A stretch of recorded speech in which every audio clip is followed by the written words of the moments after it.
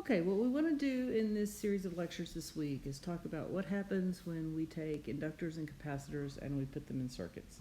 So I first want to say that adding inductors and capacitors to circuits adds some implications because we introduce the concept that we have some stored energy, or at least the ability to store energy. So there are a couple of ways to look at RL and RC circuits. So the first thing is, in this class, we're only going to look at a single capacitor and a single resistor in a circuit, or a single capacitor and some resistors that can be combined, or capacitors that can be combined into an equivalent, and resistors that can be combined. So we have to, in this class, be able to do simplification of circuits where we can get down to a single capacitor and a single resistor, or a single inductor and a single resistor. So if we can't simplify to that stage, then that becomes a circuits 2 kind of problem unless we have certain special circumstances. These are referred to as first order circuits because what's going to happen is when we write equations to describe them, we are going to get an equation with a single derivative, referred to as a first order differential equation. And we're going to look in this class at two variations of this. First, we'll look at source free, which means that we have a capacitor that's sitting with some initial voltage, or an inductor that has some initial current. And so there's no source, there's just a finite amount of energy that's stored in the capacitor or the inductor. And then we'll look at switch sources, meaning we then apply some kind of independent voltage or current source to the inductor or capacitor that's in the circuit. So we're going to look at both examples. So first, let's start off with sort of the simplest possible situation, which is where we have a first order RC circuit. Now, I just want to mention, as I said before, a first order circuit is characterized by a first order differential equation. And we'll have two types. We'll have the RC and the RL this semester, and then we'll look at how those circuits can be excited. One is if we have initial conditions, meaning, as I said previously, we have some stored energy. The other is if we switch them on to some independent sources. So the first circuit that we want to look at is the source-free RC circuit. So in this particular circuit, imagine that you had some capacitor, it had some initial voltage, it's just sitting there with a charge, and at some time that we will define as 0, a switch closes, and the voltage across the capacitor after the switch is closed, because if you look at this circuit up here, this is after the switch closes. In the instant that the switch closes, the minute that the switch closes, the capacitor voltage and the resistor voltage have to become equal. That's because they're in parallel, and voltages across elements in parallel are the same. So what's going to happen then is the resistor voltage will immediately jump up to be equal to the initial condition voltage on the capacitor. When that happens, a current will flow through the resistor. As a current flows through the resistor is going to dissipate power, which over time means it's using up the energy that was stored in the capacitor. So as time goes on and current flows through the resistor, the voltage across the capacitor will decrease because its energy is going away, and the capacitance is constant, and since the energy in a capacitor is 1/2 CV squared, then obviously what's having to change is the voltage is changing. So as the energy is coming off the capacitor, being dissipated in the resistor, the voltage across the capacitor is dropping, meaning the current through the resistor is going to be dropping. So basically you start out with this maximum value of voltage on the capacitor and maximum current through the resistor, and as time goes on, the capacitor voltage drains away and the resistor current and voltage also decrease. So what we want to do is we want to find an equation that sort of characterizes how that happens. So let's look at our RC circuit, and let's look at this from a KCL at this node perspective, or a node voltage perspective. So writing it in terms of the currents, the capacitor current is C dV dt. The resistor current is V over R. So if we now want to write this in terms of the node voltage, both of those currents are leaving the node. So C dV dt plus V over R is equal to 0. And then rearranging, C dV dt is minus V over R. Doing a little bit more simplification, dV dt is minus V over RC. And then let's, so one classic approach in solving differential equations is to put your variables on one side of the equation and your time on the other side of the equation. So we just did some rearranging here to get to this point. And now what you can see is the left-hand side is in terms of V only, and the right-hand side is a perfect differential of time. So we're going to integrate from 0 to t on the right-hand side, and then on the left-hand side, we'll integrate from whatever the voltage was at 0 to whatever the voltage is at t. So the integral of 1 over v is the natural log of v, and that's going to be evaluated from voltage at 0 to voltage at t. And in the right-hand side, just is going to integrate to minus t over RC from 0 to t. So we'll have the natural log of v of t minus the natural log of v of 0 is minus t over RC. So you may remember that the natural log, that the one property of the natural log is natural log of A minus natural log of B is natural log of A over B. So we'll rewrite this side, the natural log of V of t. And then remember V at 0, we can leave that as V of 0, or if we knew what it was, we could call it V naught. All right, so let's go to the next page, and this is what we want to work with. So we had the natural log of V of t over V at 0 is minus t over RC. Okay, then another theorem is that the exponential e raised to the power natural log of x is equal to x. So we want to basically raise both sides of this equation. We want to raise e to the ln of v of t over v sub 0. That's going to equal e to the minus t over RC. This then becomes v of t over whatever v was at 0. That's e to the minus t over RC, or rearranging v of t is whatever v of 0 was, e to the minus t over RC. So if I wanted to call that v naught. Okay, so this is the equation I get that describes the voltage. If this is C and this is R and this is V. This equation describes what this voltage looks like. So let's go to the next page. So V of t was V naught e to the minus t over RC. And let's make a couple of definitions. So V sub 0 was the initial capacitor voltage.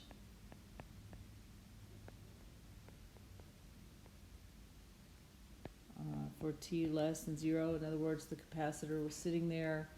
It had this voltage V sub 0 on it due to some just stored electric field energy. RC is referred to as the time constant. for this circuit.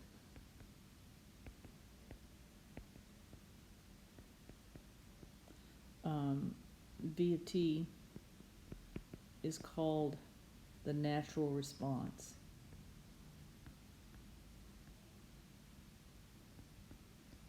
It's called a natural response because it's a function only, it depends only on R and C. And so, independent of what else you do to this, if you have a resistor and a capacitor, there will be this exponential form to the voltage. So let's look at a plot of this function. So here's what this function looks like. And let me go back. Sometimes the time constant is referred to as tau. So in fact, it's always referred to as tau. So tau is equal to RC. That's the time constant. Okay, now what we're plotting here is we're plotting the function v sub 0 e to the minus t over tau, where tau for an RC is tau equals R and C. Here is our original voltage. For t less than 0, it was just sitting there on the capacitor. It was like DC. We then closed the switch at t equals 0 and switched that capacitor onto the resistor, and now we're tracking the voltage across the parallel combination of the resistor capacitor. And so what we see happens is we get an exponential decay. So this is fairly easy to sketch by hand. Basically, you can label your horizontal axis in terms of the time constants. And then every time constant, you're basically at 0.368 times whatever you were at the previous time constant. So right here, we would be at 0.368 times 0.368 V naught. And here, we would be at 0.368 cubed times V naught. So basically, each time constant, you're dropping to about 37% of what you were at the previous time constant. The thing that's significant about this is that notice by 3 time constants, your voltage is nearly gone. By 5 time constants, which wouldn't even be here on the graph, for all intents and purposes, this voltage, V of t, has gone to 0. This is called a transient effect, meaning that it is fairly short-lived. What determines how long the transient effects occur is the value of R and C. So, we've been talking about typical values. Let's suppose, values of R may be kiloohm. Values of capacitors tend to be down in the microfarads and less. So if you take kilo times micro, you end up with milli. As a general rule, time constants for RC circuits are very small. Certainly orders of magnitude less than a second. Now, in some of the problems that you'll work in the textbook, in order to make numbers come out nice, they'll often make it where you have 1 farad capacitors and 1 ohm resistors, just so it's easy to work the math. But you just need to know, as electrical engineers, RC time constants tend to be small. Okay, here's an example. And once again, okay, here we have our numbers 1, 2, etc., just for purposes of comparison. And that's not uncommon to what we call normalize. So we've taken V over V naught, so that if we plot V over V naught, we have a maximum of 1. And the goal here is we're just comparing time constants. And so you notice we have 3 graphs here. We have time constant equal to 1, which would be right here, 1 second. We have a time constant equal to 0.5. And then we have a time constant equal to 2. So you can see the comparison of the three different time constants, and notice we didn't change that by much, but notice the curve looks significantly different, at least on this particular time scale. So basically, just to kind of summarize, the time constant is the speed at which the voltage decays. It can be characterized by how long it takes the voltage to drop to 1 over E of its initial value. It's called the time constant. It's represented as tau. If we let, I'm not sure what's going on here. It looks like some of the PowerPoint slides from the text didn't come out super well. They didn't transition well, so it's actually not that important. What this is trying to say is tau is RC, and it's trying to say V of t is V naught E to the minus t over tau. So you can replace that RC with tau. It's kind of a nice thing to do because it's going to turn out inductors are going to give us a similar form. The time constant is just going to be a different thing. So talking about these circuits in generalities with time constants, it's also significant because when you start looking at how circuits respond, you often want to know what's the speed of response, because the speed of response, especially if you're in some kind of circuit that's got a time response that's significant, you want it to respond pretty quickly. You don't want to be charging and discharging capacitances in your circuit if you're trying, for example, to deliver some AC power or some other something else to a load. So anyway, that's that. And I'm going to skip over this because they're equations. We've already actually discussed all of this. So you use my handwritten notes for this. Thought we had deleted those two slides. Okay, so now we come to the source-free RC circuit summary. Basically, this is just to summarize what you do when you have an RC circuit. So this would be an RC circuit without any voltage sources or current sources. So basically, it's key that you know the initial voltage of the capacitor, and it's key that you're able to determine the time constant. Once you have those two things, voltage across the capacitor and the time constant, then basically the solution is already known. We've already derived it, that V of t is V naught e to the minus t over RC. So let's look at a simple, another simple example. Let's suppose we have a capacitor here that's got some initial charge V naught. We're going to switch it, and this time let's suppose we have like 3 resistors here. So before you can do anything else, you have to find an equivalent resistance.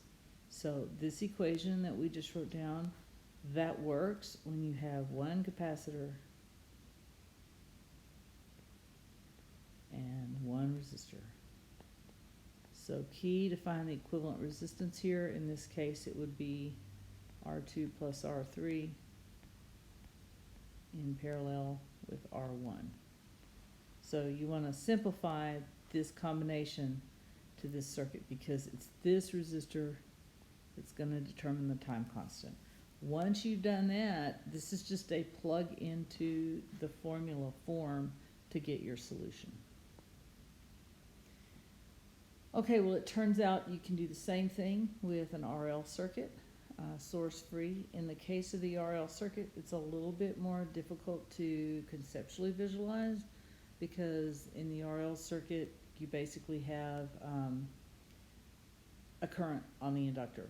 So you have to figure that the inductor was in a circuit where it had some current flowing. It can't just be sitting there open, because obviously then you would have no current. So your physical situation might be such, something like this, where you have some current source and you have an inductor, and then over here you have a resistor, and in this case you might have 2 switches. You might have one that opens at t equals 0 to remove the source, and this one closes at t equals 0. So that would effectively give you your RL circuit at t equals 0. Okay, so this is the situation that we start with, and once again we'll scratch their equations and we'll write our own. So in this case, because the inductor voltage is L di dt, and we want to work with derivatives, we want things in terms of current. So in this case, we're going to view this as a series circuit, not a parallel circuit, and we'll have some current I. That current is common to both the resistor, and so we're just going to write a KVL equation. So the voltage across the inductor is L di dt. The voltage across the resistor is IR. So we can write L di dt plus IR is equal to 0. L di dt will be minus IR. Di over I will be minus R over L dt.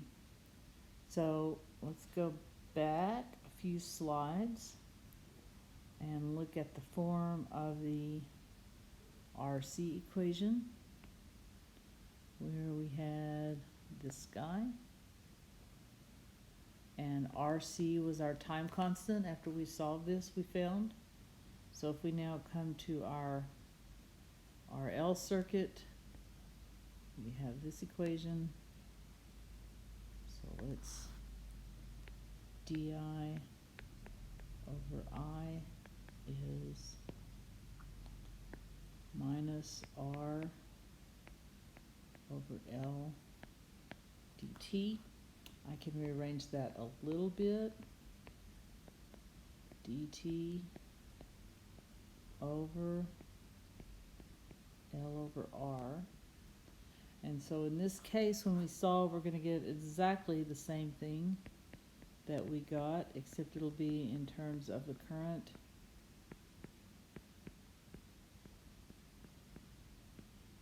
So we will still have our exponential form. So there's a couple steps here that will skip, exactly the same as when we had the RC. Now our initial condition is an initial current, and our time constant is L over R. So here tau is L over R. So back to our exponential decay. Basically, we'll have exactly the same situation for the RL circuit. Tau is L over R, and we're plotting current, not voltage.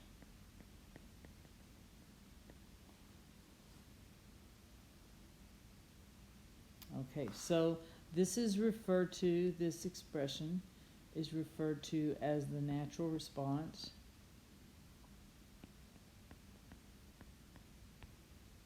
of the RL circuit. You notice it has exactly the same functional form, exponential decay, as the natural response of the RC circuit. The difference is here the RL circuit is in terms of the current. Why? Well, because when you integrate di over I, you're going from I at 0 to some I of t. In an inductor, it is the current that can't change instantaneously. So back in that little circuit that we drew, where we showed that we had this current source hooked up to the inductor, and then at t equals 0, this switch opened and this switch closed. Because the current through the inductor cannot change instantaneously, that gives you an initial condition for your solution for the source-free RL circuit. All right, so I'm going to stop the video here, and let's see if there's anything else. At this point, no, there is not anything else we want to do. So this is your key equation.